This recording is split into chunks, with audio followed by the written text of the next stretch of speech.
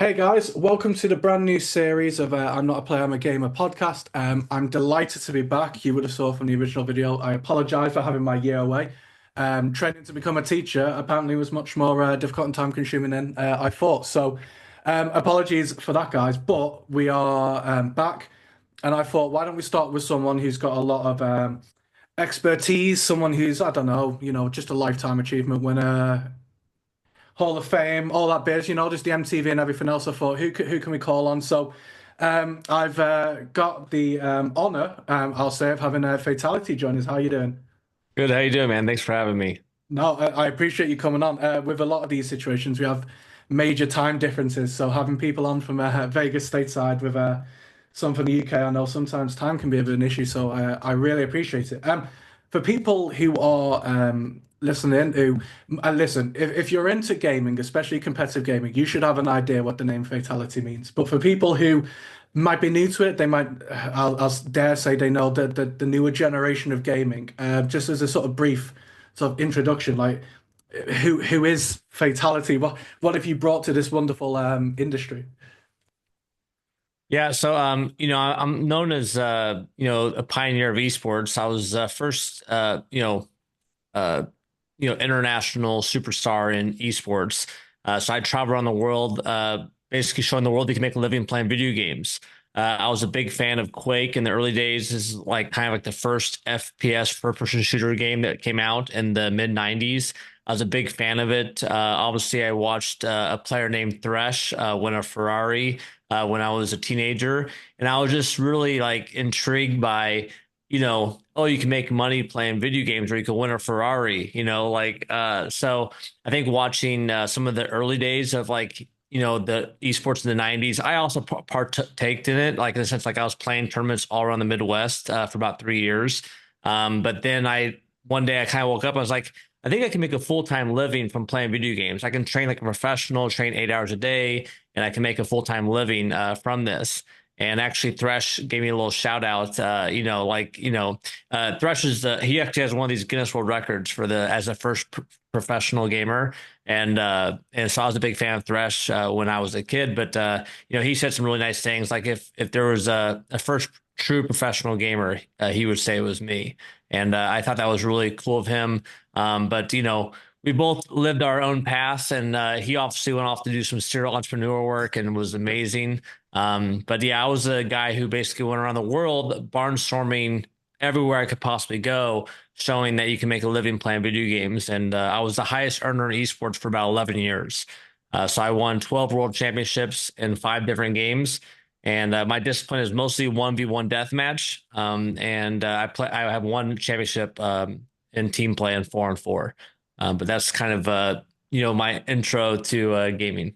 Listen, not a bad intro, by the way. 12 times champion is pretty impressive from anyone's sort of standard. So, before, obviously, in the early days, you mentioned about like traveling to tournaments and stuff. So obviously, it was a lot more land play than what we have nowadays with online. Before you got into the actual sort of competitive scene, I guess. Obviously, upbringing in Kansas. Am I right in thinking? Was it Kansas? Yeah, I'm originally from Kansas City, Missouri. Yeah. Grew up there as a kid and played a lot of sports. I played games whenever it was rainy or snowing outside. So I was kind of, when I couldn't go outside and play, I was inside playing games. So if I recorded this a year ago, I could have even mentioned the two Super Bowl wins for Kansas, but it's poor timing now. We won't mention what happened in February. But Yeah. what sort of games did you find yourself playing when you were at home before you moved to the competitive scene? I'm trying to think of the era. Were you looking at consoles? Was it Dreamcast and stuff, or was it what consoles were you using? Well, you can kind of take a guess, but my name is Fatal1ty, so I was a big Mortal Kombat fan. Yes, exactly. So I went to arcades a lot and played Mortal Kombat 1, 2, and 3. Those were my favorite. Mortal Kombat 2 is actually my absolute favorite. I love that one the most. Excuse me. But yeah, I played NES, like Super Nintendo, a little bit Super Nintendo and so forth. But I thought arcades were so much more advanced than console gaming. Sorry. So I just, I just I love going to arcades. I love doing player versus player. Mhm. So just playing against another person and kind of like outthinking them, outplaying them, and knowing all the tricks of the game, knowing all the combos and so forth. So Mortal Kombat is actually my first like step into competitive gaming and doing player versus player. High scores, like I don't really. I mean, I was kind of into it, but like I like the player versus player because every day you come to the controllers or come to the mouse and keyboard or come to the table, it's like you're playing against a person and they might deploy a different strategy this time. And so I love playing against people because you have to read them and kind of know when they're going to be going offensive or defensive and crazy and whatever else. So that's what I really loved about the early days of like playing player versus player. Perfect. And so obviously then, like you said, there were people where you can see that they're winning money, and like you said, cars. And I am going to get into. I had the joy of watching the MTV True Life all over again. Something I find myself watching just yearly. I just love watching old MTV programs. It's just so much fun to watch, and there is a car that is featured in that, which I do want to get into. Yeah, But that episode re-aired for 13 years or more. I mean, I think it probably still airs today every once in a while. I oh mean, it was the first time. It was like before reality TV was really a thing yet. And the producer that recorded me and three other groups of people that played video games, you know, he caught a true story. Where I was basically the underdog. I was playing a game that I was not a champion at yet. So. It just came out really well, and that's also when I launched my brand and my business and so forth. So MTV really meant a lot to me personally, just because it started my it really jump started my career, and it also jump started just mainstream covering esports finally. And that's what I was really happy about, is that finally mainstream is like really, they understand what we're doing and what we're trying to accomplish, and especially what I was doing at that time. I was trying to make a full-time living from it. So MTV really kind of jump started the whole process, and also wanting help too. yeah, well, I was going to say, and then what you get a feature on as CBS give you a feature, and I mean Time Magazine. These are Yeah. huge industry forms of, dare I say, social media before social media, of like getting your name out there. And like, how did them It things was just the come only about? media. Is it was well exactly? Did someone just contact you, or did you have to reach out to them, or was like, because obviously you were making a name for yourself, because obviously the wins kept on coming, but. And I guess at what point did you say to yourself, okay, this is big now, when you're getting people like Time Magazine reaching out? Yeah, so kind of the process of what happened was I was the player of the year for 3 years straight, and then MTV wanted to follow around a professional gamer and follow in their life, and they reached out to the CPL, to Angel Munoz, and basically Angel was like, "Hey, Fatality, you want to play in this tournament? MTV wants to film you, and you're our player of the year and so forth, and I think you'd be really good for it." And like, yes, 100%, Yeah, like. Because like for me, like I'm looking for ways I can get my message out there that I'm playing video games for a living. So without media, without this is all pre-social media. This is pre basically everything. And I think we barely had YouTube. yes. uh, but yeah, I was just trying to like get the word out there that this is what we're doing. This is what I'm trying to show that professional gaming is just like traditional sports. You have to train, you have to practice, you have to be healthy, you have to be in a good shape. And so those are kind of like all the things I was working on. But obviously, yeah, they came to me. We did the thing. I launched my company, Fatality Gaming Gear. So I started making like kind of like these like big mouse Mouse pads. pads, yeah. This is a laptop size mouse pad, but I made like the first like large mouse pad Yeah. in 2002. And then I basically took that business onto my website and created a PayPal account and the whole thing myself, and had like boxes stacked up to the roof in my garage in my parents' house, and started selling mouse pads, making 5 or 10 grand a month just selling mouse pads. Perfect. And I was like, this is crazy. And so basically I just started making money from that. And then, as time went on, I kept winning tournaments and kept getting, I started getting more sponsorships, but then I actually started doing partnerships. So I would help co-develop products. So the first company I worked with was a company called Abit. They are a motherboard manufacturer. So we made Fatality motherboards for gamers. And so I helped design the product and tell them like, hey, we don't need these other added features. We just need this to play games and to overclock the computer and to run it cooler and more powerful. Yeah. And so when they started to see what a gamer really needs with my insight, they started realizing like, well, we come down to a really nice price bracket where we can sell these to gamers very easily. And we just started selling to over 100 countries in 2004, I think it was. We just started selling the motherboard everywhere. The year later, 60 Minutes called me, Time Magazine called me, and so forth. And I was competing for the $1 Million World Tour in 2005, and I ended up winning the whole thing. And then also they were fascinated by the business I was creating with my combination of like being a world champion. So the kind of perfect scenario happened. I won the $1 Million World Tour. We launched a more product line, and they were just fascinated that you can make money from playing video games, but also create this multi-million-dollar business from selling hardware around the world. I mean, I love that because obviously, like nowadays, when people think of gamers, I think because of the way social media moved on and the way the internet stepped up, like it is so much more obvious now. I say obvious, but it's not. People who are successful competitively can then brand themselves because of their viewership and they have much. Whereas you're having to do all this before all this is in your hands. So you're having, like you said. So is it Painkiller you were playing in It was a 2005? lot harder, I think, than what it is today. Oh, listen, I want the big thing I want to know is, do you regret the fact that your gaming and competitive experience didn't happen, say 10, 15 years later? Or do you think because you are the pioneer, you what started it, despite the fact that I I don't know how much you could have grown, but you've made so much more of an yeah. impact from the beginning? I think I'll go down as like a pioneer or godfather of esports. I Yeah. mean, I'm still pretty young, but my track record and how much effort and energy I put behind it, and still to this day to help grow esports, that's been my kind of like long-lasting approach to all this. Is that I want to be a part of it for my whole life. Hmm. I want to uh, be a very pro esports, pro health, like pro that is competition, and so.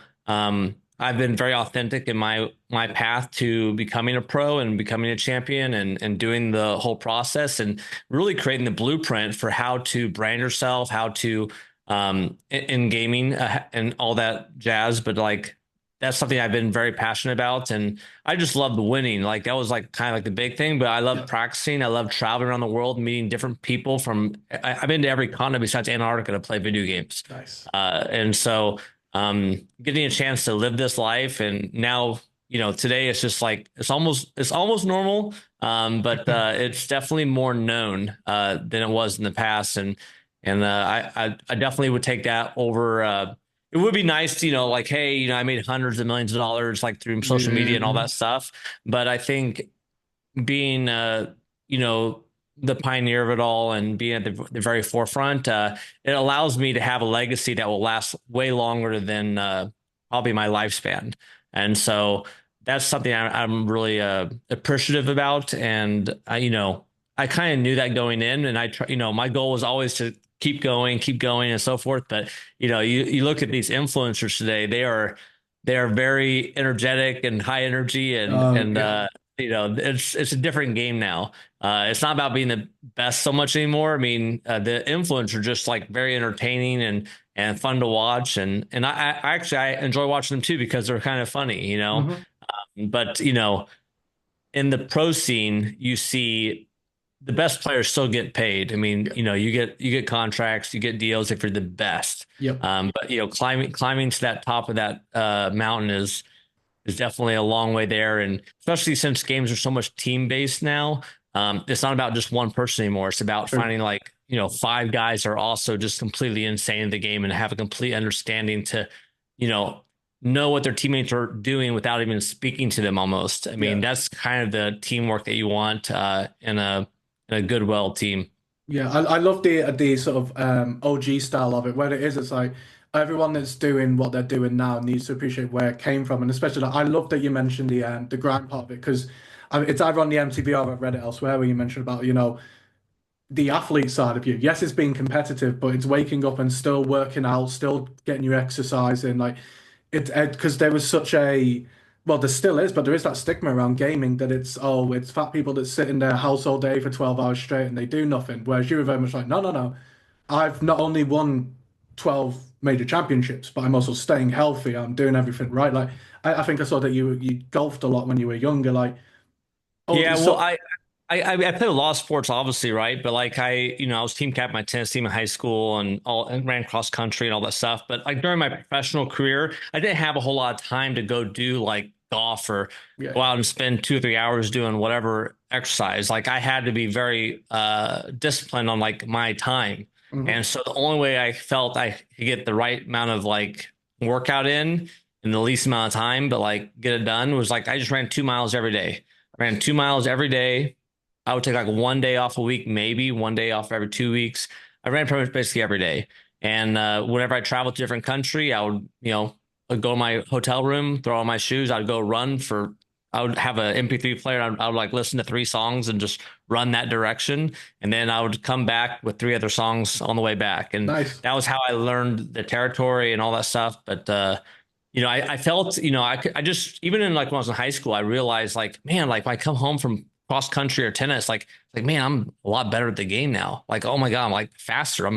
Like my reflexes were out of this world. Yeah. And so, uh, that was kind of like a light bulb that went off. And it's like, oh, I need to continue to be healthy. I need to continue to like focus on my health and make sure I'm not, too pumped up on, caffeine or whatever else. Yeah, yeah. But, yeah, there's a lot of like, I did a lot of A/B testing on myself to find out what works best. Oh, amazing. I mean, was there a favorite place that you went when you were doing these LAN tournaments? Was there anywhere that really stood out to you? Because obviously, I love going to, as much as I enjoy watching like gaming online, I love the opportunity to go to live events. So obviously in the UK, we've been lucky that we've had like Rocket League and we've had a couple of other games over. But I also enjoy watching like Capcom do their stuff, and even chess nowadays with competitive chess, where you have that one-to-one and it's the mental side of it. There's nothing better, I think, than going to the live experiences. Was there like Yeah. particular LAN events to you that just stood out more than others? Well, I mean, QuakeCon was always the big one in America. That was like the big LAN party. It was like a festival almost. I mean, people just, hanging out and being bros Yeah. and sisters and so forth and just having a good time. Like QuakeCon was great. DreamHack was pretty fun too in Sweden. I think the best LAN party, obviously QuakeCon. I used to throw a lot of LAN parties also in the Yeah. Midwest. We had a thing called KC Gathering. And so when I was starting out my professional career, I would throw these LAN parties and throw tournaments and stuff like that and try to get people come from around the Midwest and come there. And the biggest LAN party I ever held was like 120 people, but it was, if you know like Day Nine, Artosis, and all these other guys, DJ Wee, Marcus Graham, like these guys actually like came to my LAN parties back like in the like late 90s, early 2000s. And so, and then like, they went on to have professional careers, became like a part owner of Twitch to some degree. And then other people like just went off to, bring esports to South Korea and all that jazz. But yeah, it was just, it was a lot of fun going to LAN parties and I want them to come back because I feel like at LAN parties, you always learn a lot more than you do online. I feel like online, you're limited to like, you can still talk and like get the point across somewhat, and you can watch someone's screen, and that does help when you're like, spectating that way. But I feel like when you're just like hanging out, like chatting and having like deep conversations, you can learn a lot more about each other, but also you can learn more about the game. So I always thought LAN play, you learn like 10 times more than you do online. That was like my old saying 20 years ago. Yeah, and obviously like the crowd as well, I can imagine as well. When you're at the events, like if you've got the crowd behind you, or again, even if how do you like manage to lock in? Like you're concentrating on just the screen in front of you, and you've got there are people watching you. Like, did you ever feel pressured with it, or were you just like because it's the routine of like you're getting up, you're doing your exercise, you're listening to music, you're just ready to go? Like, was there any sort of pressure when you found you were doing it, or I mean, you won 12 times, so I mean, I'm Yeah, guessing not, but I had I always did best under the most pressure. That was kind of my thing. Like, yep, I got the Lifetime Achievement Award. They were like, it was kind of uncanny how many times he won in the biggest moments. But yeah, like in reality, like I always trained for the biggest moments. Like I always like, even when I was on the World Tour in 2005, I remember playing all season. And I was experimenting a lot at a lot of the stops. And I was like, oh, I'm gonna try this strategy this tournament. I'm gonna try this strategy this tournament. And so I was A/B testing a lot. And then when I went to the World Finals in New York City, I was like, okay, I know exactly what I'm gonna do.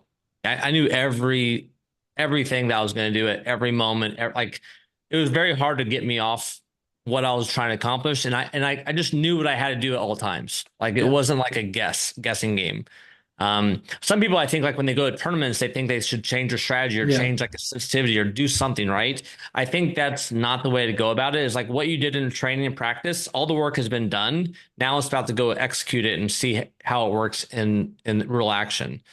So in general, like I would never change my strategy going into an event like the day of. The only time it ever happened is like because like a patch happened like during the tournament, and that only happened like one time in my whole life. Like, so um, you know, I think yeah, I definitely was able to perform in the most precious moments, and I love people watching. When people are watching, that's when I play my I best. So I loved it, and it was the best feelings in the world. Were people ever trying to catch you off your game? So when you play, obviously it's that one-on-one. I mean, I don't know what you were like when it came to talking, or did you just let your actions do the talking, or were you much of a trying to? Because people will be there like, right, I need to throw him off his game. I need to get him out of his rhythm here. Just, I'm assuming, just straight down blank, just do your thing and it's done. Yeah, it's kind of funny, you know, like I kind of attribute some of it back to when I played high school tennis. My tennis teammate would talk shit to me all the time. Nice. It's, I was like, dude, like I will kill you at this game, you It know? doesn't Like, matter. Doesn't matter what you and say to me. so I think at a, you know, growing up playing sports taught me how to be a little stronger Mhm. with people saying things and talking smack. And Yep. I was like, you know, I was always the guy that would kind of like, you know, let the game do the Do the speaking for me. talking. You know, when Yep. I won all those times, like it was like, you know, the proof is in the pudding kind of thing. Um, so yeah, so that was kind of like my mindset. You know, I didn't really spend much time around the tournament area either. I would a lot of times I'd be training in my hotel room privately, and then I would have specific people I sparred with. Like I'm sure if you saw the MTV episode, True Life, I'm a Gamer, you Yep. saw the guys that are in my room training with me. They Yep. were also people that I trusted, you know, everything with. So they, when they came into that room, they were, you know, I have them kind of sworn to secrecy Yep. about, you know, what weapons I'm using, what's my favorite map, and all that stuff. And I kind of like tell them, was like, hey, if anyone asks me, or anyone asks you what is Fatality's favorite map or whatnot, you just say he's good at all of them. Oh, Yep. what's his favorite weapon? Oh, he's good at all All of of them. them. Like, don't even say like what I mean. And you know, confidently, I am really good at all of them. But you know, there was certain maps that I trained more for certain tournaments. Um, Perfect example is when I went to the World Tour in 2005 to Dallas. We played the championship there, and my arch rival is a player named Vu, and Vu was the number one painkiller player in the world at that time. And so I was trying to figure out how do I beat this guy? How do I take him down? And so I knew his favorite map. Everyone knew his favorite map. It was Yep. Sacred. And so I knew his favorite map. So guess what I did for 30 days straight before going to the tournament? Just I hammer it. played only Sacred. Yep. I did 30 days straight of only one map. Didn't even play. There's two other maps. I just like, Doesn't matter. I'll be fine on I'm not them. even gonna play them. It's not even gonna happen. Like, if I play them, it's fine. Like, I'll win on them or whatever deal is. But like, I'm gonna lock down one win for sure. And so my dream situation was playing against when Vu came to the referee and I go to the referee and we announce privately what map we want to play. We both said Sacred, and then the referee brings us together and it's like, all three games are gonna be on Sacred. Watching Vu's eyes just like pop out, like what? Like he wants to play me on my best map? Like this makes no sense because no one would ever do that. No. And then I went on to smash him 2-0, and then I just destroyed him like pretty bad. And then we played in the grand finals, and he picked Sacred again. And I picked Sacred again. We played all three games on Sacred, and I won the world championship on the Sacred on his favorite map. So I was like, if I can't beat the, you know, if you can't beat the best on their best map, you don't deserve to be the best. That was kind of like my mentality. And so eventually throughout the season, he actually had to change his map. He changed to another map that actually I was secretly really good at. I just never told anyone. Um, and so he played me on that map, and I won those games too. So, you know, definitely keeping your cards close to you is very important. And, you know, the least amount of information you can give to your opponent allows you to have an edge on them. And he kind of fell into my trap. I mean, I mean, obviously I took him down on his favorite map, but like he went to another map that I was really good at. Like I knew all the sound cues of the game. I knew exactly. I was like, it was like basically bulletproof. Yep. For me getting a kill and getting an extra one or two kills because of sound. And so I was very, very good with sound, and that's kind of like actually how I launched my Fatality business was through sound cards and through headphones and so forth. And you know, knowing where your opponent is and knowing how to listen to the cues in the game can give you a huge advantage of like knowing where to go and where your opponent will be in 5 seconds or 20 seconds later and so forth. So with FPS games, Again, sort of when you revert to the modern day, there are people who I would say on their professional scene have one particular game and that's their game. And I know you've recommended in the past that if you want to get into gaming, pick a game, get in there early, do the hard work. So to be able to go from so what you've got Quake 3 and then you're getting champion at Alien versus Predator and then you're championing at Painkiller. Like, don't get me wrong, it's like going against your own sort of words of stick to one game. But the fact that you can bounce from game to game to game Well, is it the hard work and grind, or what is it that makes it? Because to bounce from one game to another, obviously you have to understand, like you said, the sound and the optics of the game. But surely, like the grind of moving to a next one is just huge, yeah, well, also you have to realize like the reason why I'm moving is because the prize money is moving there. for sure. And so personally for me, I wanted to play Quake for the rest of my life. Yeah, I was in love with Quake. Quake 3 was my favorite game. I like you see Counter-Strike, right? Counter-Strike just keeps existing, right? yeah, I would have done the same thing for Quake. If for sure. Quake had that pro scene and that and the payout and the prize money and the salaries and all that stuff, like I would have been all the way with Quake. Yeah, Unfortunately, Quake, went to the side and didn't decide to invest in these tournaments and so forth until, 14 years later they yeah. had It's just, Quake out. I mean, yeah, it's like, so for me, it's like I was like, wow, like I had to move to these other games because of just where the prize money was going. But also to show the world that you can make a living playing video games, I had to do it. yeah. And so going to these new games was actually very hard. You have to basically realize you suck again. And because the thing It is, like, works. yeah, when I went to Unreal Tournament, I wasn't an Unreal Tournament guy at all. I played Quake, and in reality, Quake was split up with Unreal Tournament community. They were actually divided communities, and people always talk smack like, "Oh, Quake players are better than Unreal players. Unreal players are better than Quake players." And then obviously, I went to the tournament to play Unreal. I trained for 3 months. I lost qualifiers on the way there. I think I lost two qualifiers just going to that event. And I was like, man, like I really got to figure this out. These guys they know something about the game that I just don't know. And because they've been playing Unreal for 3 years. I've Yep. been playing for 3 months. And so for me coming into their game, it was really just a battle every day and just fighting with like what the fight was. Like, is it a mid-range fight? Is it a far range fight? Is it a fight of like aim and like peeking around corners? Is it a aggressive game? Like all these little details, like it's like learning a new fighting technique. Like if you're Yep. good at boxing, now you're doing kickboxing. It's a completely different Yep. sport. And so I was going through that phase, and then eventually I got to the championship, and obviously I figured it out, and I ended up winning the championship. And it was just like I didn't even. It was. I didn't know what was going to happen in that tournament. I played insanely well. I only died like 1.5 times per game. It was like I had my best performance ever in a professional career in a major championship like that. And some of the guys were like, hey, you lost to a Quake player, so Quake players are better, right? And then the guy was like, no, we didn't lose to a Quake player. We lost to Fatal1ty. And so that was like an ultimate compliment for me hearing that from the Unreal community. Hmm. And yeah, it was just like it was a lot of fun going to the pain of learning a new game. I actually enjoy the hustle and Yeah. the grind because I feel like it makes me stronger.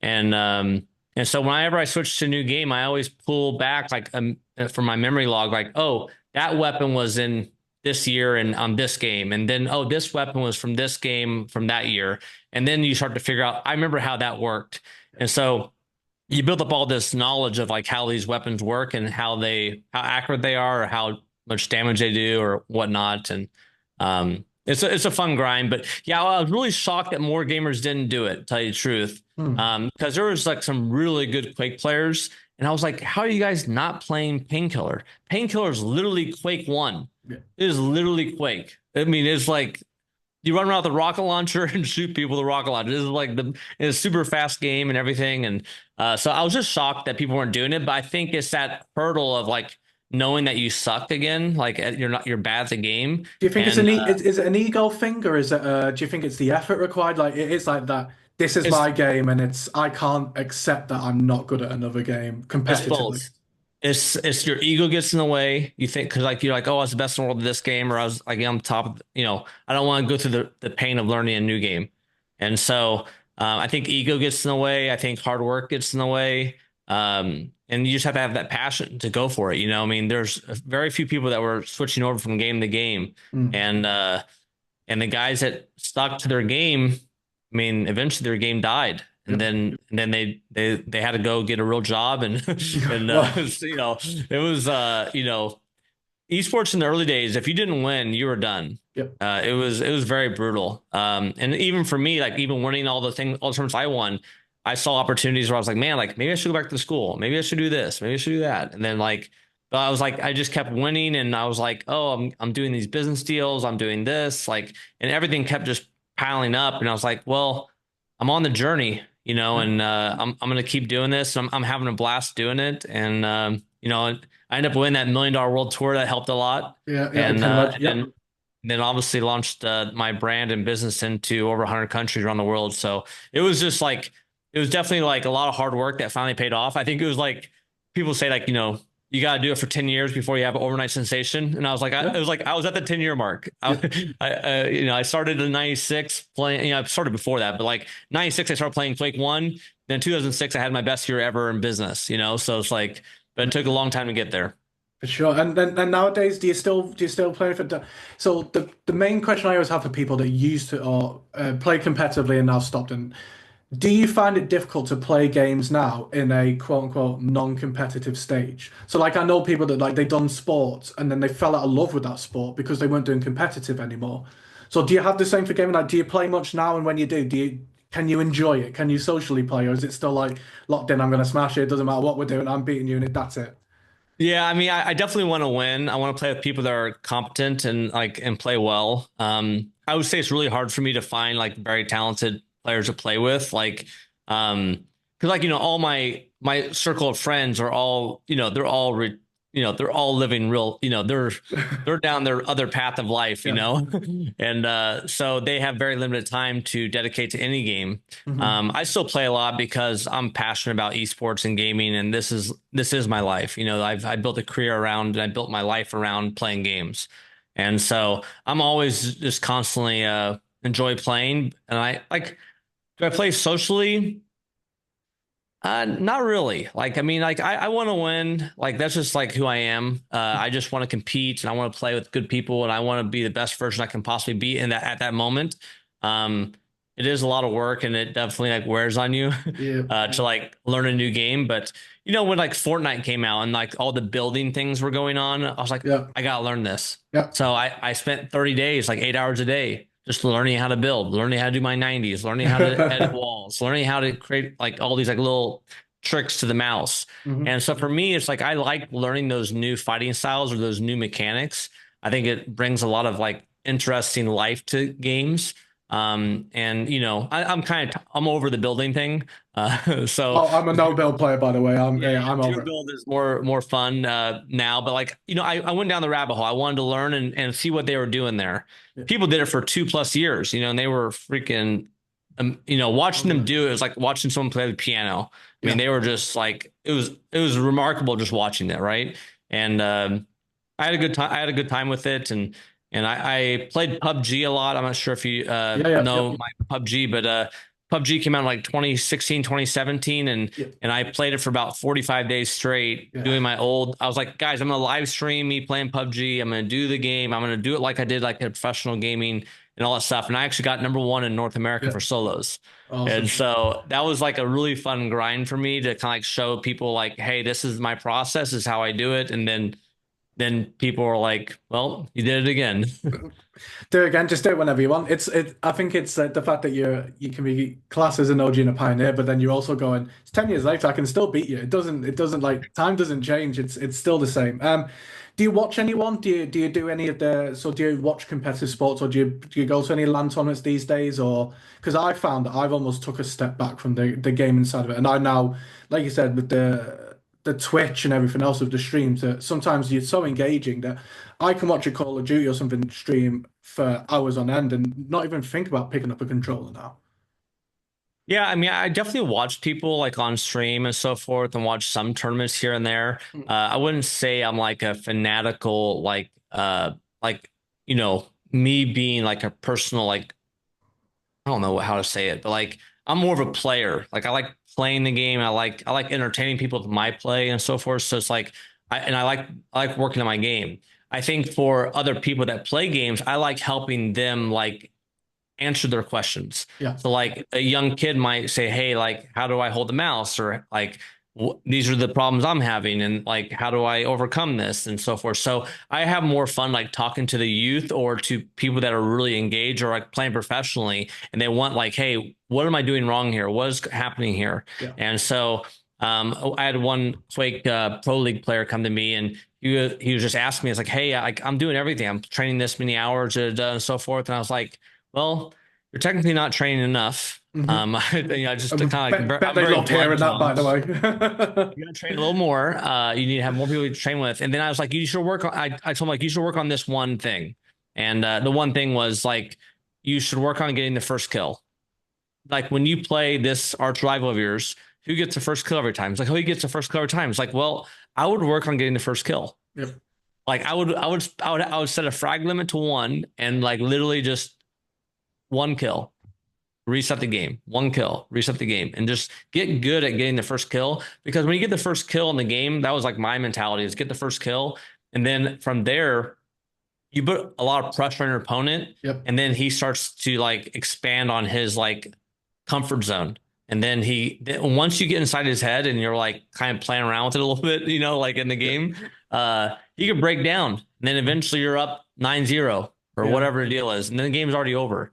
And so a lot of it's mental, but like these like small little details, I like to help, professional players, even down to youth gamers, like explain the importance of like, being healthy and playing. I think playing sports is very good for learning how to compete even virtually. So Hmm. I have my path of how I did it and it worked really well. And I felt healthy all the time when I played professionally around the world. And like I said, I did a lot of A/B testing myself. I did like, when do I eat and how much do I eat and do I drink water? Do I drink juice? Do I stay away from obviously stay away from alcohol and all these things. Um, I just saw how it worked for me long term that like I was like, wow, like not drinking any alcohol, I was able to remember something I learned 4 months ago that Hmm. gave me like a half point of like knowledge. Yep. Like I was like, wow, like that one little detail. If that ever happens in the game, then I will win the kill because of that. And then that one kill could make the difference of me winning, losing a tournament. And so um I looked at all these things and did a lot, like I said, did a lot of A/B testing myself to like kind of like find out how I can be the best version of myself. And I always found it having a massive breakfast in the morning, waiting 2 hours before my first match, drinking a lot of water all day, and then basically waiting to eat my next meal until after all my matches were done. Yeah. That was kind of like my secret, Nice. and basically it worked. And my hand-eye coordination was always on point, and I always felt like I was ready to roll. So I never, obviously I was hungry, but I think that was a good thing. It's like being hungry to win and Hunger to win. Win win. quicker. If you win, you don't have to play until tomorrow sometimes. There So you go. There are, pe- winning, I get to eat food. there are people listening now who are only going to have a big breakfast now. They're going to skip lunch and they're going to be hitting hard with it. How do you find it with sports in general now? When you watch sports, do you find that you actually look at sports in the same way? So you're looking at the analytics and you're thinking it's so like you can see competitive edges that certain teams have, and I think Kansas are a perfect example of like sometimes they may have had the players that other teams might have had, but they won two Super Bowls in a row, and it was actually how they did it and the mentality in that team is hot already more than half the battle, you could argue. Do you find with sports, including tennis as well, with especially one to one? I don't know how much you watch now. I played a little bit myself. When you Yeah, watch it, that competitive edge, and like I said, the early points. If you're playing someone, you get an early set on someone, an early game on someone. Like that can be the difference between winning and losing, no matter who you play. yeah, but I think like when you have a team and when everyone understands without speaking, like I was talking about earlier, like when I Hmm. played Quake 3, 4-on-4, our team was so well oiled. Like we all knew what we had to do and what we had to do at certain moments, and we can make quick decisions, like very, very, very fast. And we'd almost pre-plan, like, hey, like I already have this weapon. When this weapon or quad damage comes available, I'm gonna take it because Yep. I'm the most powerful in this situation. So bam, I'm there to take it, bang, bang, gone, on Yep. to the next thing. And so um, I think a lot of it comes down to team chemistry, like playing with the right people and all the same people have the same drive and mission and they all understand each other without speaking so much. Like Yep. I think the speaking should be like down to a minimal amount unless it's actually vital, super important information that has to be said Yep. because of X, whatever happened. And so I think a lot of your energy should be focused on like, okay, I need to get the kill, I need to get the shot, I need to make sure that I'm ready at this moment to do the right thing. And then when you hit the rotate or whatever deal is as a team, you're doing it with a lot of practice, and you just know what's happening next. I mean, like when you talk about like the Kansas City Chiefs, like they won 2 Super Bowls in a row, or whatever deal is, like, I when I look at that team, I'm a big fan. I grew up right by the stadium as a kid, and yeah, just a big fan. And so watching them, I was like, man, like they have that calmness of knowing what they're gonna do. So then when they all know what they're gonna do, they're already working on like the third or fourth or fifth level of the thought. Yep. It's like they're not working on like the ground level. It's like, hey, are we cool? Like, like, or whatever. Everyone's doing their job. I mean, they're professionals. I mean, everyone's like, hey, run this route or whatever deals. But you still have to build like synergy with people and like Yep. understand what they're going to do. And I think that's why like Mahomes and Kelsey had so much success throughout their career together, is that because they knew each other that well and they were able to make the right choices at the right times. Yeah. I've gone up. Where's the Ford Focus from? Huh? Where did the Ford Focus end up from the Alien versus Predator that you won in MTV? Oh, what happened with it? Do you still have it, or where is it? No, I don't have it anymore. No, Oh, that was so long it's gone. I was hoping Yeah. somehow it's just kept somewhere, or it's just sort of.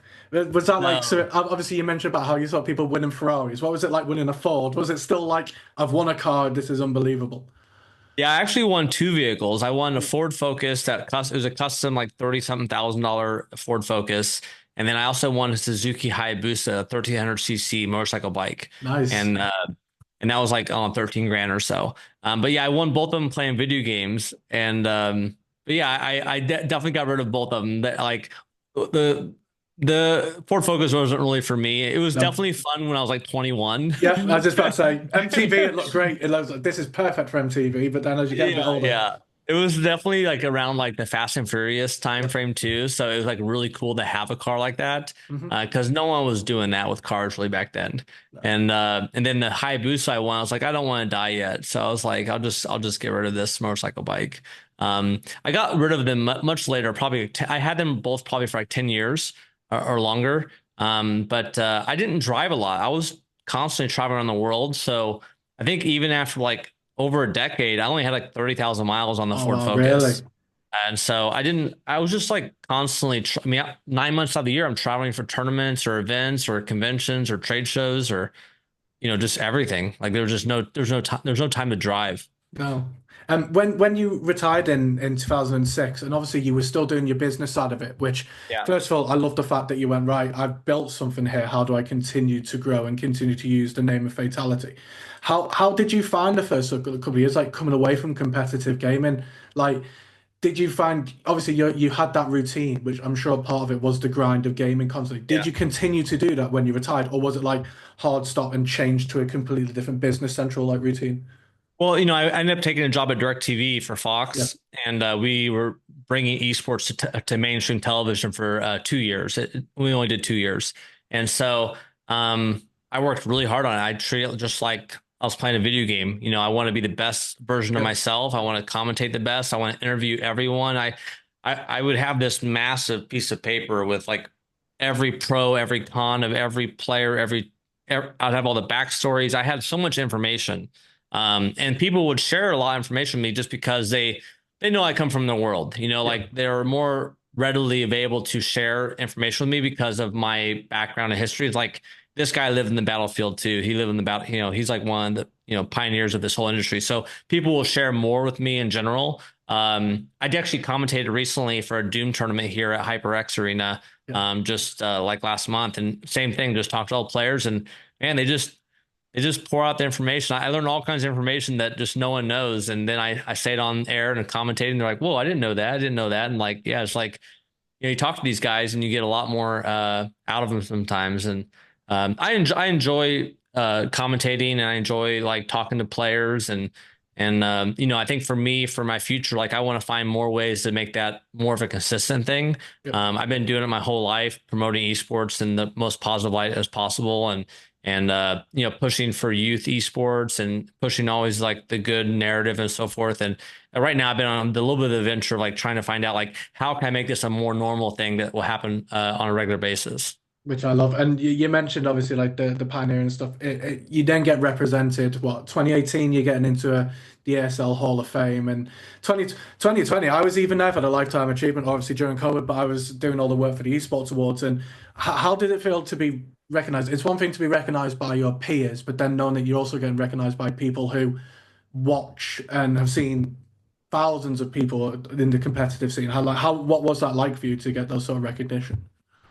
Yeah, I mean, it's always a pleasure and honor to be recognized for the work that you've accomplished and done. And I think for anyone that receives that type of award, they're thankful for all the people that are around them too during that time.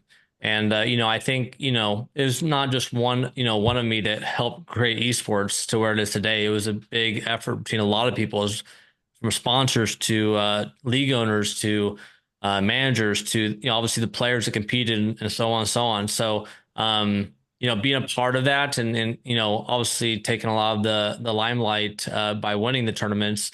It was just a lot of fun, and like I can't really put in words like of how much fun we were having. We were on cloud nine the whole time, and just but the training was like the hard part, I guess. But like Hmm.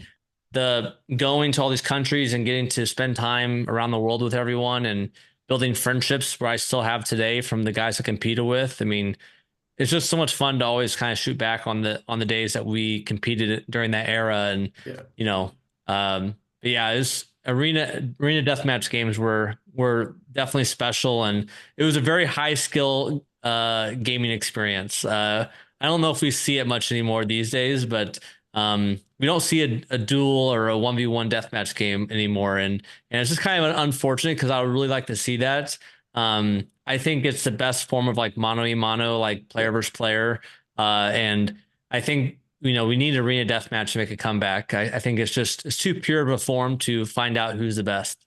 Well, I was thinking the exact same. It's that surely there's gonna come a time where they realize that like if they can sell tickets for all these competitive team player tournaments, are you telling me that we couldn't get sort of arenas or stadiums sold where you've got, like you said, that one-on-one where it's like it's so intense, and it's like it like I said, it is almost like a chess match where you have an idea of each other's moves and you know what you do well and they know what you do well, and it's having that extra edge. Like I hope so much it comes back to like, and I'm sure you enjoy the idea of like commentating those sort of things? Do you think at the Oh, live event? You imagine like 100%. that'd be insane. Yeah, I mean, 100%. I mean, I would be all over it. Like you know, when Quake Champions came out, I was like, I really wanted to help there. Unfortunately, could never get a deal done with Quake. But Yeah, like, whatever the game is, like, I'm just, that's my history. It's my passion. It's what I did. So it's like, I was there from day one of when 1v1 player versus player became a thing, really. So, yeah, uh, but yeah, I just love the competition and going to QuakeCon, even throughout the years, watching the guys play in the finals, like just watching how they play and watching Rafa do his thing yeah. and watching how he controls certain rooms and areas and shoots shots in certain spots. Um, I get it and I understand why he's doing it, and I feel like some commentators do understand what's going on and some don't. But you know. But yeah, I love 1v1 deathmatch and especially arena style games. I feel like there's just so much skill there that it'd be nice to see it come make a comeback. Oh, for sure. And listen, I super appreciate you coming on and talking about it, and I will vouch and I will fund whatever we need to do to get Arena one-on-one back, because I think that it is just an area of the gaming market that just needs to come back. Like people still love, I guess, the Super Smash Bros. And you've got the Mortal Kombat and stuff are still trying, and Oh you yeah. still have that. But and I think it's much bigger when you're looking at sort of Korea and Japan and stuff like they're still pushing all that stuff. But we need it back in Europe and especially in America where I know it'd just blow up again.